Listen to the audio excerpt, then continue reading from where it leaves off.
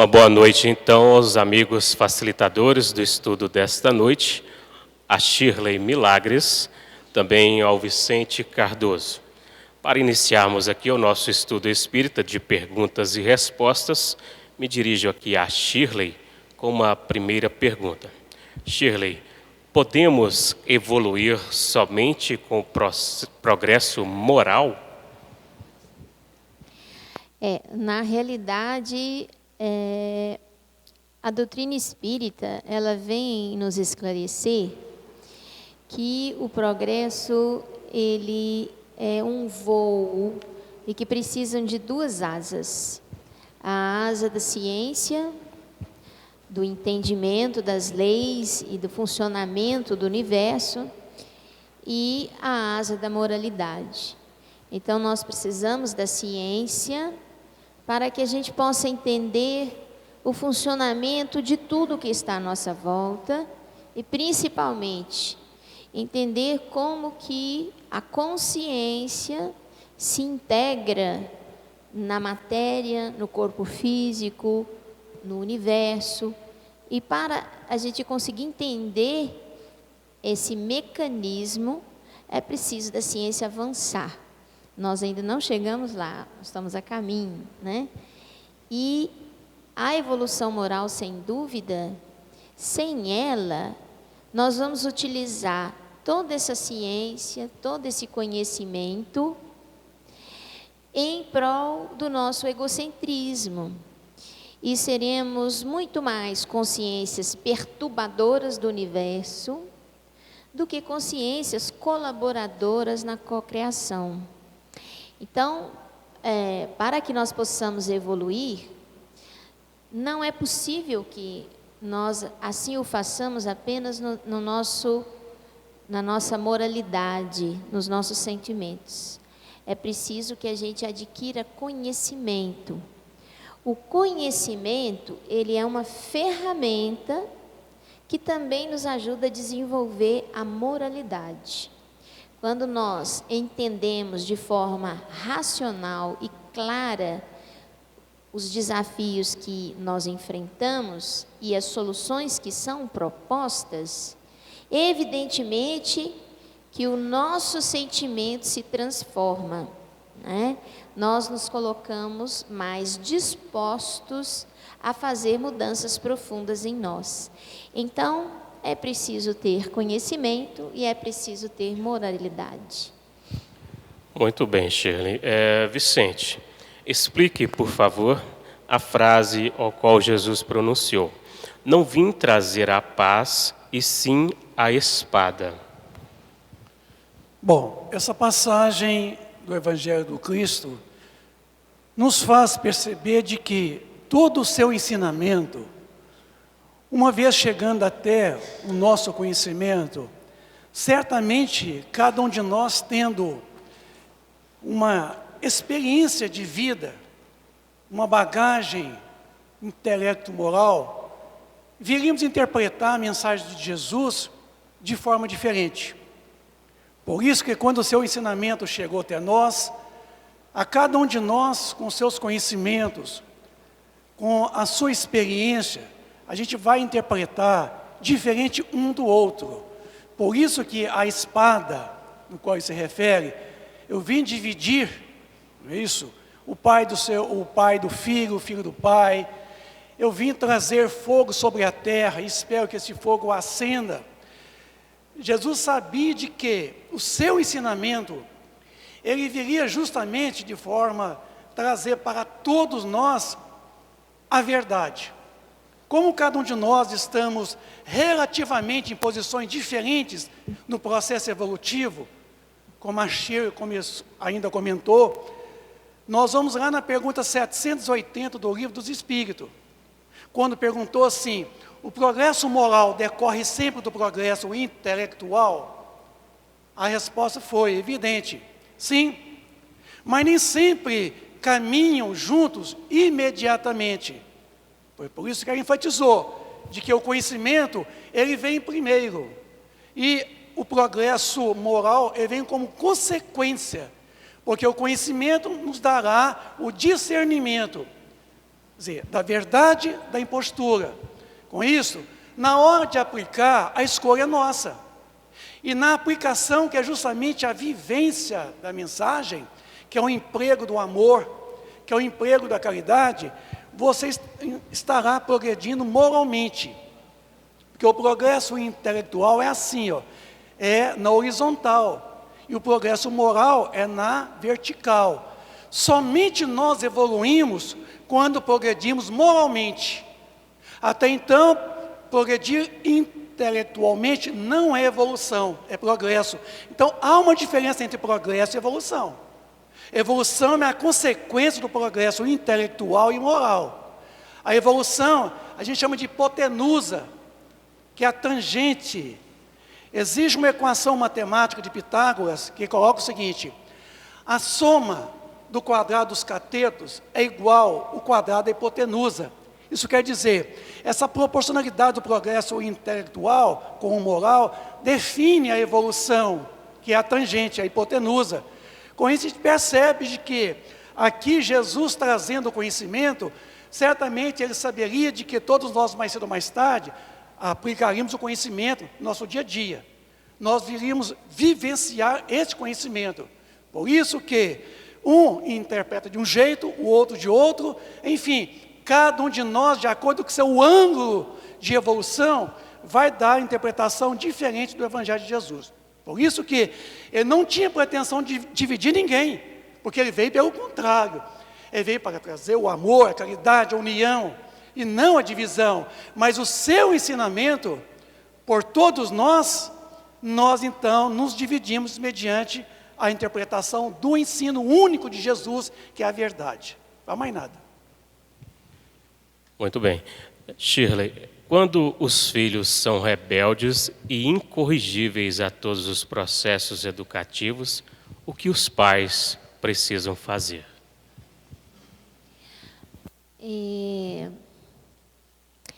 É muito interessante essa pergunta, porque filhos incorrigíveis, são muito raros, né? A alma volta à terra, renasce, é porque ela tem a perspectiva de corrigir a sua senda evolutiva, o seu comportamento, a sua maneira de ser, a sua personalidade. Então, se nós entendemos que nós vivemos várias vezes e que nós estamos aqui na Terra exatamente com essa proposta de melhoria, não dá para pensar que nós nascemos incorrigíveis, né? Mas nós entendemos, muitas vezes, que tem as crianças mais difíceis, né? Essas crianças mais difíceis, talvez elas necessitem de nós um procedimento, uma pedagogia, vamos dizer assim, diferenciada, né? E nós temos, graças a Deus, no planeta Terra, muitas pessoas que se dedicaram a estudar comportamento humano e a entender comportamento humano. E esses profissionais, eles podem muito bem nos auxiliar quando nós temos um filho mais difícil. Só que todo mundo interpreta o trabalho desse profissional como alguém que deve ser chamado apenas quando você está perturbado, né? Quando você está perdido naquilo que você sente, naquilo que você pensa. Não, esses profissionais que trabalham com o comportamento humano, eles podem auxiliar esses pais que têm crianças mais difíceis, que precisam de uma pedagogia diferenciada. Eu falo dos psicopedagogos e dos psicólogos, né?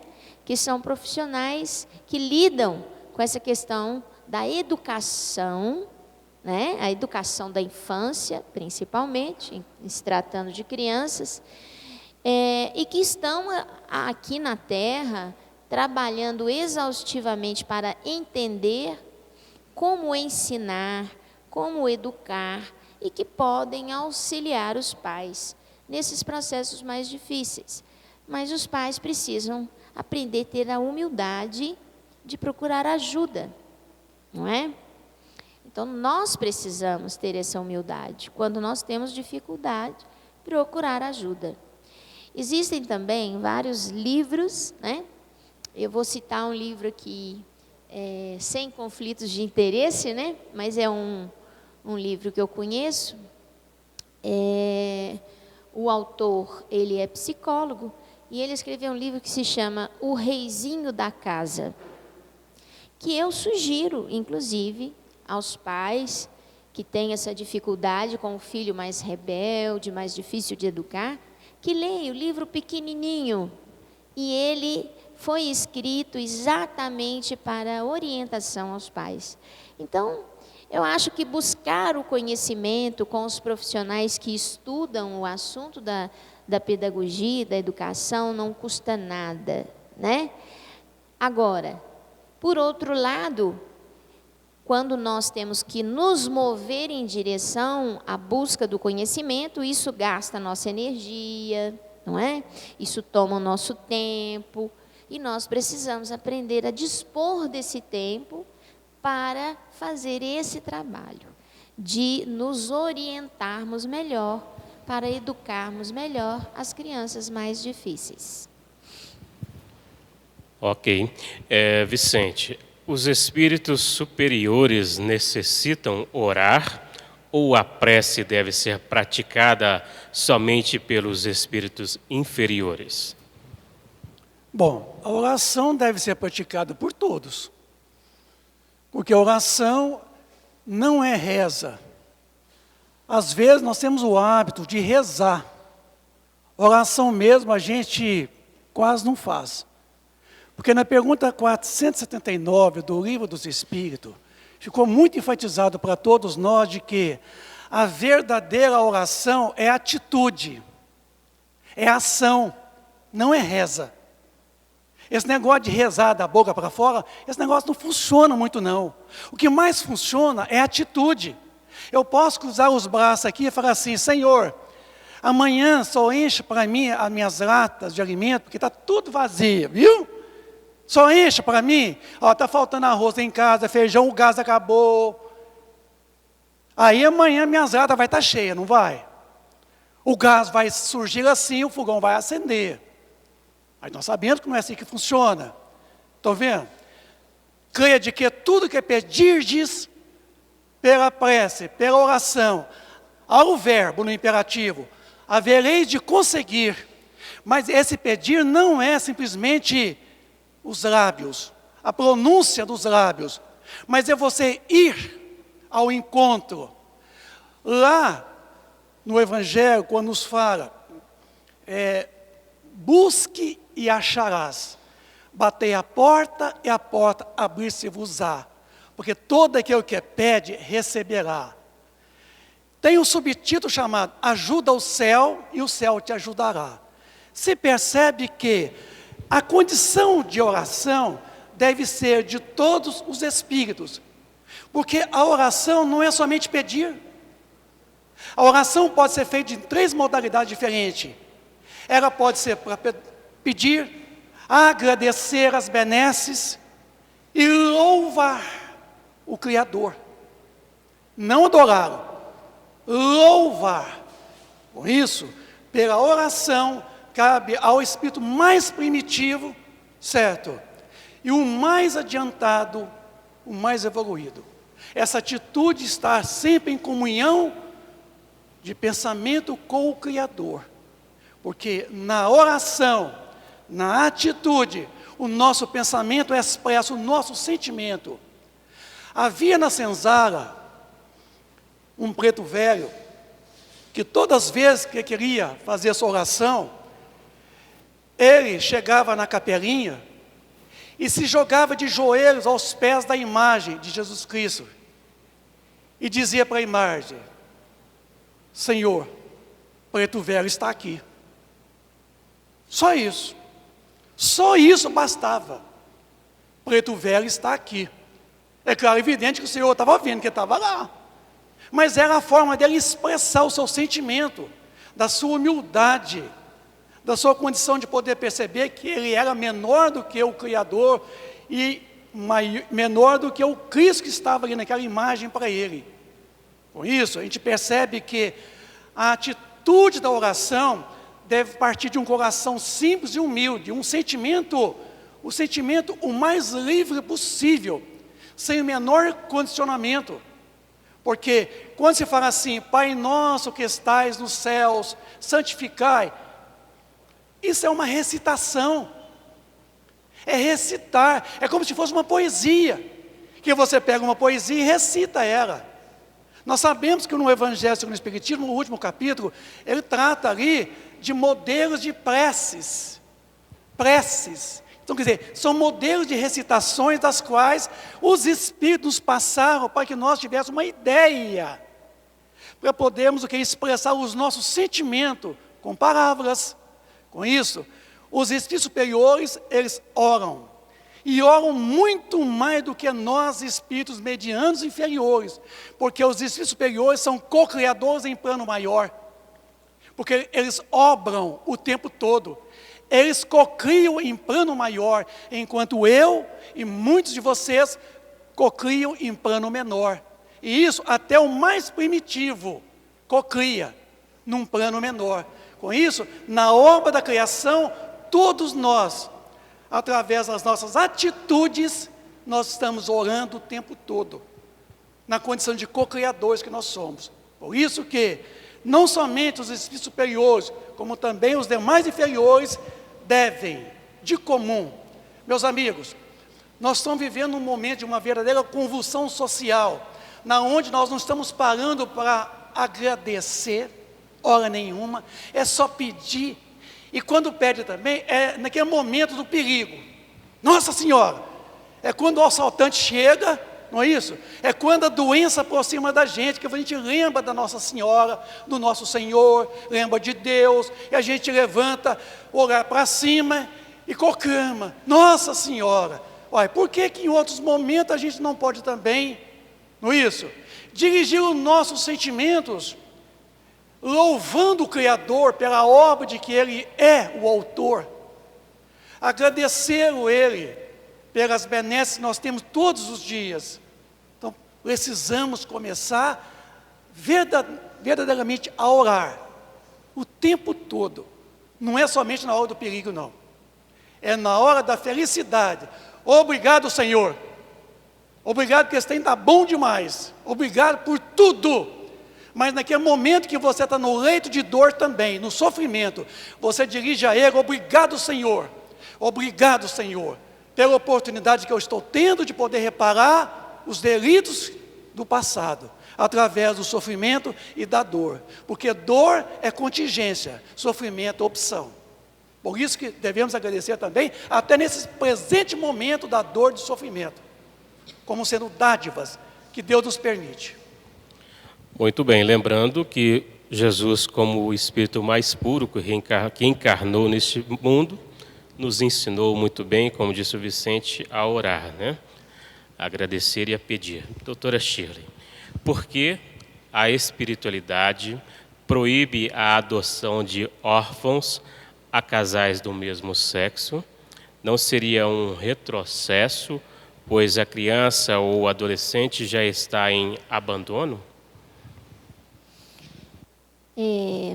Pergunta difícil, né, de responder. Eu gostaria de dizer que a doutrina espírita não proíbe nada. O termo não foi muito feliz, né, o emprego do termo proibir. A doutrina espírita não proíbe nada. A doutrina espírita esclarece, né?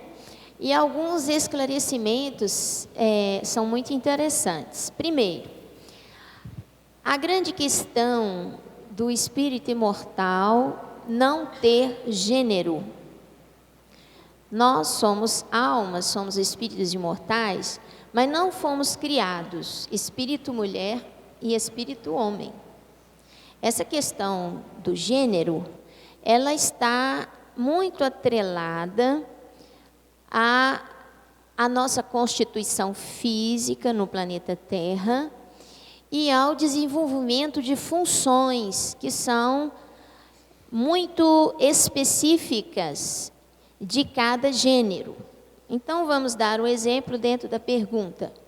A procriação, né, até o momento, vamos dizer assim, ela é função do corpo feminino. O masculino não procria, não dá origem a uma criança, né? Ele colabora, mas ele não procria, né? Em vista disso, a gente percebe que o espírito, ao reencarnar na Terra, quando ele assume um determinado corpo, ele assume uma determinada função ligada àquele corpo, àquele gênero, tá certo? E existem funções específicas, inclusive no desenvolvimento do psiquismo humano. Quando nós vamos ver o desenvolvimento do psiquismo humano, o bebê recém-nascido, ele vai interagir com o outro. Esse outro vai agir com ele, com a função materna, com a função paterna. E eu costumo dizer que essas questões psíquicas, essas funções paterna e materna, elas não estão explicitadas no gênero. Muitas vezes, a mãe é que é o pai da casa. E muitas vezes o pai é que é a mãe da casa. Ilustrando para vocês que, do ponto de vista psíquico, do desenvolvimento infantil, a função psíquica materna e a função psíquica paterna não está inteiramente ligada ao corpo físico que aquele espírito habita, mas a atitude que ele tem na sua relação com a criança, na forma como ele lida com o filho. Ele pode lidar exercendo função materna e ele pode lidar exercendo função paterna. E pode variar essas funções quando na educação e no crescimento da criança. Posto isso, eu entendo que um casal formado por homossexuais, pessoas do mesmo gênero, eles vão perfeitamente conseguir educar uma criança e dar-lhe amor, na medida que eles conseguirem colocar na vida dessa criança as atitudes que são da função materna e as atitudes que são da função paterna. Entretanto, eu faço uma ressalva aí, que é do ponto de vista do espírito reencarnante. Porque quando a gente adota uma criança, a gente acha que é como um produto que eu vou na prateleira e eu escolho. Eu escolhi essa criança para a minha vida. E a gente acha que esse produto que a gente escolheu, ele tem todas as especificações que eu sempre desejei. E isso não é a realidade. Quando a gente adota uma criança, a gente não sabe a natureza do espírito que está habitando aquele corpo, né? Pode ser um espírito que, ao ser educado por nós, vá nos acolher e nos amar com a mesma intensidade. Pode ser um espírito que não aceita o nosso amor, que não aceita a nossa maneira de amar, a nossa maneira de se conduzir. E, portanto, se nós temos vários problemas enquanto núcleo familiar estabelecido por um casal heterossexual, certamente nós teremos problemas somados no casal homossexual. Mas a doutrina espírita jamais proibiria isso. Até porque o espírito que está abandonado e tem a chance de encontrar quem o ame, evidentemente a gente espera que ele consiga receber o amor e doar esse amor também de volta. Só que este casal, como núcleo familiar, como um núcleo homossexual, tem que estar consciente, principalmente, que aquele espírito que eles adotam, ele pode ter uma postura diferente, mesmo que receba uma educação acolhedora, que dilate a sua compreensão, que lhe tire todo e qualquer tipo de preconceito, né? Então, assim, o que eu vejo primeiro, existe problema no casal homossexual educar uma criança e acolher uma criança? Não, não existe problema. Entretanto, o casal e o núcleo familiar vai enfrentar muitos problemas? Vai enfrentar muitos problemas.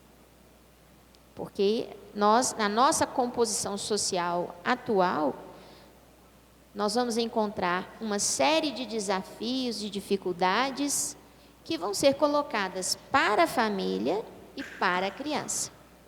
Então, este casal tem que ter uma dose de amor profundo e se preparar, inclusive, intimamente, para não ter as suas expectativas atingidas em relação ao seu próprio filho, não só ao núcleo social que ele frequenta, a quem ele pertence, porque nós somos ainda muito ignorantes e gostamos de cultivar preconceitos, né? Mas também com o próprio filho. Então, a adoção tem que ser uma atitude muito bem pensada, tem que ser uma ideia muito bem acalentada, e exige do casal, seja ele homossexual ou hétero, um amor, uma dose de amor muito profundo.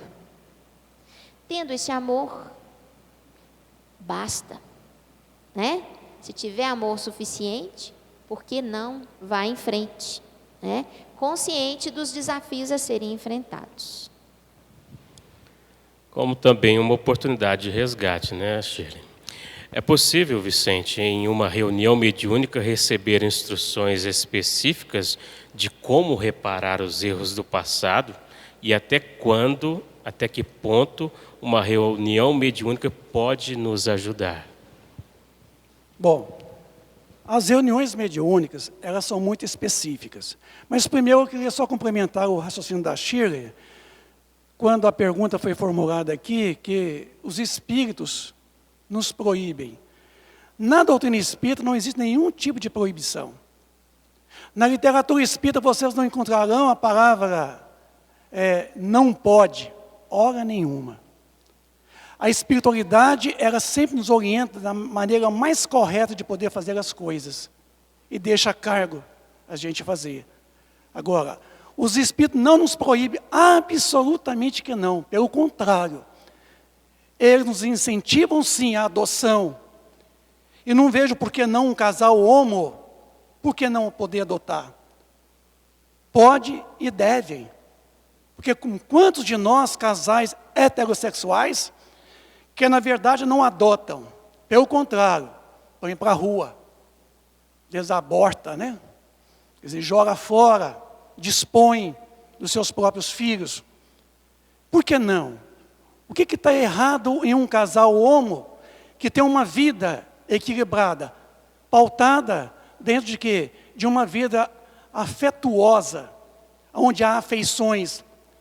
Esse espírito, essa alma ali adotada, terá certamente o carinho, a atenção, terá bons exemplos, terá realmente o despertar da educação deles mesmos, feito pelos seus pais. Então, por isso que a doutrina espírita jamais proibiria nós agirmos dessa forma. Jamais, pelo contrário, ela nos motiva. A seguinte pergunta que foi formulada é o seguinte: as reuniões mediúnicas, elas não existem para atender o quê? Especificidade. O A, o B, o A, o B, o C. A doutrina espírita é uma doutrina que tem como uma ciência e filosofia para nos ensinar a lidar com o fenômeno mediúnico. E o fenômeno mediúnico, ele não veio simplesmente para atender minudências, particularidades das pessoas.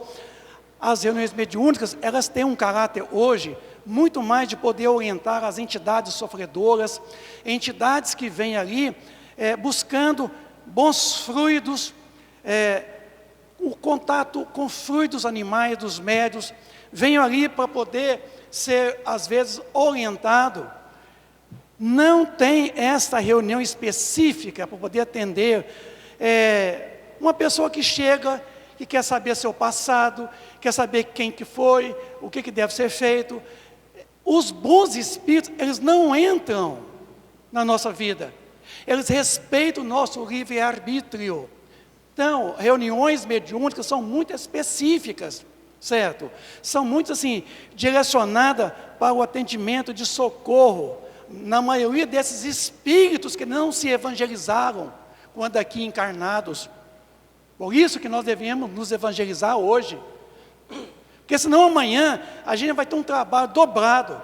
A gente vai ter que talvez vir em algumas reuniões mediúnicas para poder ser orientado pelo dirigente da reunião. Meu amigo, não é? A sua condição hoje é diferente. E às vezes uma revolta muito grande com a condição da qual se encontra. Então, não vamos tirar de reuniões mediúnicas nenhum proveito para a nossa vida. Se você quiser tirar proveito para a vida sua, tira do Evangelho de Jesus. Tira das 457 obras que Chico Xavier nos legou. Ali sim, ali nós temos um legado capaz de nos orientar acerca de tudo em nossas vidas. Então ali está um repositório de orientações que nós não seguimos quase nada, para não dizer nada. Então por isso que reuniões mediúnicas não têm esse caráter de atender especificidade de pessoas. Eu gostaria de saber se eu devo casar com fulano, com Beltrano, se eu devo julgar na loteria, qual o número que vai dar. Nada disso. Esse tempo já passou, esse tempo foi proibido lá atrás por quem? Por Moisés, em Deuteronômio 18, quando realmente ele viu que as pessoas usavam esse mercantilismo com os espíritos de forma indiscriminada. Então, hoje não. Uma casa espírita, ela deve ter uma reunião disciplinar, muito bem organizada, muito bem regulamentada, para que ela atenda ao socorro uma maioria de espíritos sofredores que ali vêm receber benefícios, e não para atender situações particulares dos encarnados, inclusive dos próprios médios. Eles não estão ali, certo? A presença deles, porque, meus amigos, o ensino, ele já veio, ele está em nossas mãos. Há uma abundância tão grande de ensinamentos espíritas, que nós não sabemos, assim, aproveitar quase nada do ensino espírita. Então, não precisa de mais uma mensagem, não precisa de mais nenhuma orientação, não precisa. Se nós dermos conta das existentes, já é o bastante, coisa que eu e vocês não vão dar conta, de explorar as orientações que ora já está na literatura espírita. Então, eu sempre penso o seguinte, que nós não devemos estar explorando a espiritualidade, querer saber o que foi no passado, quem foi, que personalidade você ocupou. Se você quer saber quem você foi no passado, é muito simples. Ele já nos ensinou. É simplesmente você dar uma olhada para dentro de você e verificar as suas tendências. Quais são as suas tendências? São estas. Então, isso é que você ainda está. Você ainda está desse jeito. E se você está, você pode mudar. Então mude. Não é isso? Muito bem, Vicente. Shirley, é necessário que o homem se abstenha de comer carne, ou o uso deste alimento constitui processo de evolução? A gente vê no Livro dos Espíritos, estava até voltando a consultar aqui para tentar lembrar, mas nós temos em 2 ocasiões uma referência no Livro dos Espíritos acerca da alimentação. Primeiro, quando fala lá na lei de conservação, fala sobre a alimentação, e os Espíritos nos dizem que cada mundo, de acordo com a organização material que habita aquele mundo, evidentemente que ele vai ter a necessidade alimentar que vai sustentar aquela unidade material referente àquele mundo. O nosso mundo aqui, o mundo de prova e expiação, nós temos uma organização material bastante rudimentar, bastante grosseira, né? E evidentemente que a nossa forma de alimentar é grosseira, né? E ainda aqui no Livro dos Espíritos, falando sobre alimentação, tem um capítulo que fala só sobre os reinos, né? Os 3 reinos. Fala sobre o reino vegetal, né? O reino animal e o mineral. E aí, nesse capítulo dos reinos, eles perguntam se nos mundos evoluídos, se a alimentação, a tendência no progresso, né, espiritual é que a gente deixe de comer carne. Isso é uma pergunta que foi feita por Kardec aos espíritos, inclusive. E a resposta dos espíritos é, sim, quanto mais evoluído é o espírito e a organização material que ele habita, mais evoluída é a alimentação. Dizendo para nós que certamente no nosso progresso espiritual, a nossa tendência é substituir a carne. Eu já falei isso outras vezes aqui e eu torno a falar, tá?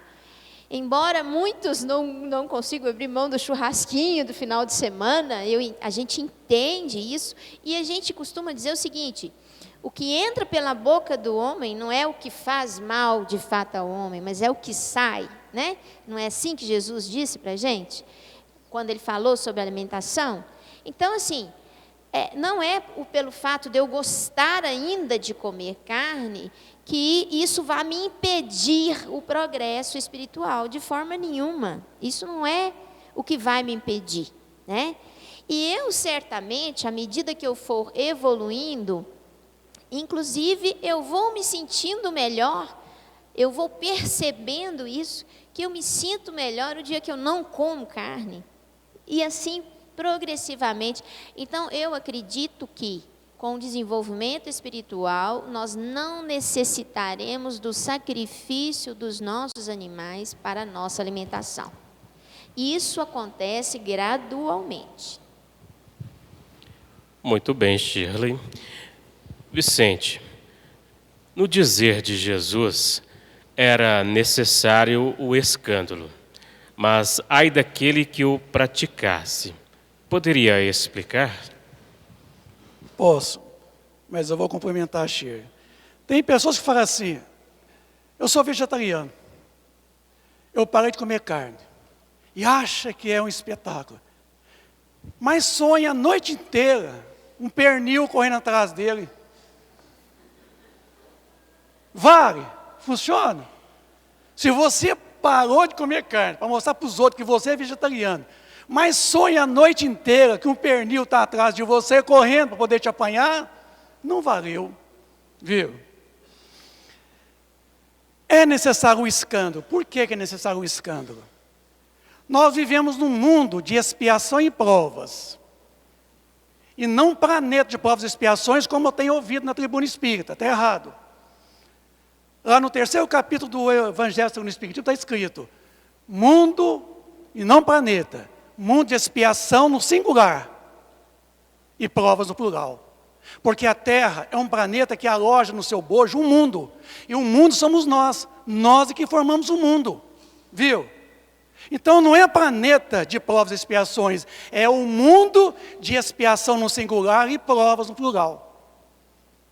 Então, sabendo que nós reencarnamos no mundo de expiação e provas, certamente aonde o mal ainda predomina, certo?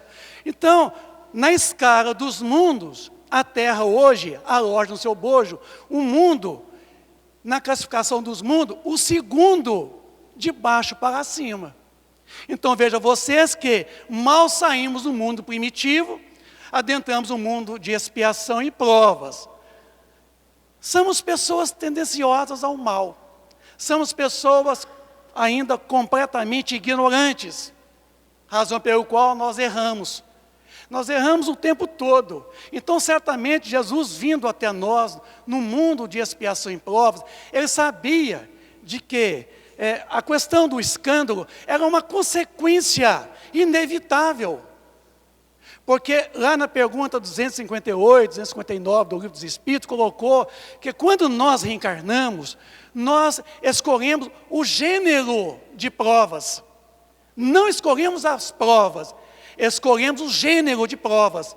Chegando aqui, estamos sujeitos às vicissitudes da existência, certo? A cultura, a nação na qual você vive, os progenitores, até mesmo os professores, o processo educacional, enfim, nós estamos sujeitos a circunstâncias. Com isto, nos faz, às vezes, preferimos o erro do que acertar. Por isso que, às vezes, somos mais tendenciosos a errar. É aquela dizer de Jesus, a porta larga, que é a porta da perdição.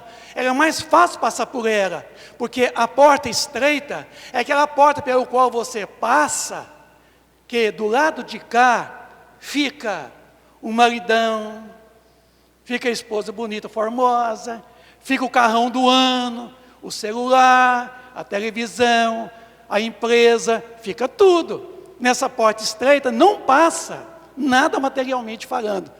Passa somente a gente. Por isso que estamos num mundo onde nós somos suscetíveis o tempo todo de optarmos muito mais pela porta larga, que é a porta da perdição, dos vícios, das mazelas, do que a porta estreita, que é a porta o quê? Da redenção, que é a porta da resignação, que é a porta da renúncia, que é a porta do amor, que é a porta da caridade. Com isso, meus amigos, aqui entre nós, o escândalo é uma condição nossa, é uma opção nossa. Nós somos criaturas livres em nossas atitudes. Por isso que eu disse anteriormente que a doutrina espírita não proíbe a gente de nada. Você nunca vai encontrar uma obra espírita com a palavra não. Não pode beber, não pode fumar, não pode isso, não pode... Hora nenhuma. Ela nos orienta como procedermos de forma correta. Isso é pedagógico, isso é pedagogia. Por isso que, pela condição do mundo que eu estou agora e que vocês se encontram também, nós somos então suscetíveis, certo, de cometermos equívocos, cometemos enganos e cometemos faltas, que chama de pecado. Com isso, a gente estamos mais ou menos muito maleáveis. E sobre esta população do mundo espiritual, que é 3 vezes mais a da crosta terrena, nós somos também muito influenciados por eles. Mas por que eles nos influenciam? É porque nós cedemos a eles, a guarita. Então eles entram na nossa casa mental e nos induzem a certas atitudes contrárias à caridade.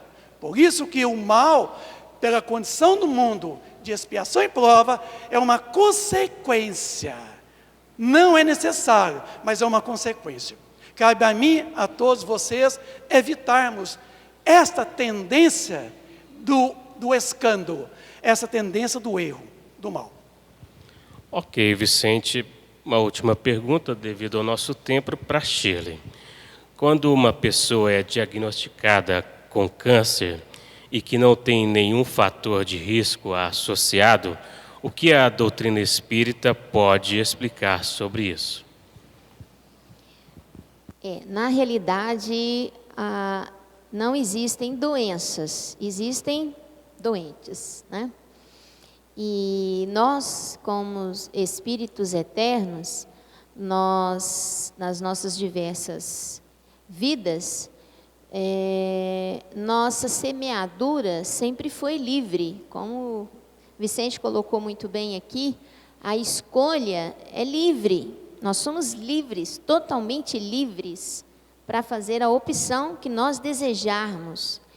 Entretanto, a colheita, ela é obrigatória. E aí, em virtude das nossas escolhas mal feitas, das nossas opções mal orientadas, evidentemente que nós temos que recolher as consequências das opções inadequadas que nós fizemos. E uma das formas da gente recolher essa consequência, de nós cumprirmos, exercitarmos a responsabilidade sobre aquilo que nós fizemos, é muitas vezes o adoecimento. O adoecimento que inicialmente estava no nosso perispírito, uma marca que nós deixamos de um psiquismo desequilibrado por opção errada que nós fizemos, e que nós vamos, de alguma forma, tirar do nosso perispírito, expurgando-o através do corpo físico, e muitas vezes essa purgação, vamos dizer assim, ela se manifesta no nosso corpo físico como enfermidades. Então, não existem doenças, existem doentes, né? E evidentemente que os fatores de risco, a genética, muitas vezes ela vem toda associada para propiciar o resgate, essa purgação da nossa opção mal feita. E às vezes acontece de não ter todo esse artifício que vai possibilitar o surgimento daquele problema no corpo físico, mas, dado a carga psíquica que foi elaborada no nosso corpo espiritual e que pulsa continuamente como energia sobre as estruturas celulares, em dado momento, ela pode resultar em adoecimento. Então, eu creio que o câncer, assim como tuberculose, né, assim como outras doenças autoimunes, doenças degenerativas, estão ligadas ao nosso passado feito de escolhas inadequadas. Muito bem, então, nossos agradecimentos a Shirley Milagres, também ao Vicente Cardoso e a vocês que contribuíram formulando aqui suas perguntas no nosso estudo de perguntas e respostas desta noite. Agradecemos a todos e convidamos a participarem também da palestra pública que acontecerá às 8 horas aqui no salão, hoje com o expositor Alexandre Moll, irá falar sobre o tema As Leis Divinas e ou Leis Naturais. Boa noite.